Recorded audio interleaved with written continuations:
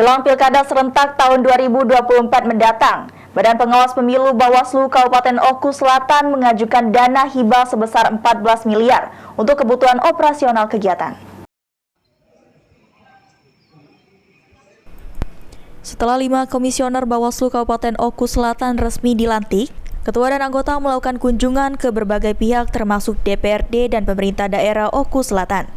Dalam kunjungan yang dilakukan, ketua dan anggota Bawaslu Oku Selatan beberapa waktu yang lalu, selain untuk silaturahmi dan juga memperkenalkan diri, ketua dan anggota Bawaslu juga mengajukan anggaran melalui dana hibah untuk kebutuhan pengawasan pelaksanaan pemilihan kepala dan wakil kepala daerah 2024.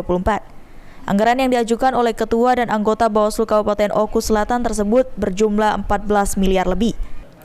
Anggaran tersebut nantinya akan dipergunakan untuk semua kegiatan Bawaslu Oku Selatan, seperti sosialisasi, pengawasan, operasional, dan gaji honorarium tenaga ad hoc.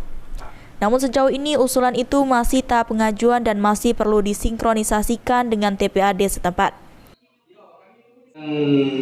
Anggaran untuk di tahapan pilkada, beberapa hari yang lalu ataupun beberapa bulan yang lalu di sini Bawaslu Kabupaten Oku Selatan bekerja sama dengan staf sekretariat telah menyusun anggaran sehingga global anggaran yang kami ajukan ke Pemda Kabupaten Oku Selatan yaitu berjumlah 14.399.069 rupiah. Namun anggaran tersebut kami masih menunggu, itu masih pengajuan pada saat ini, Pak.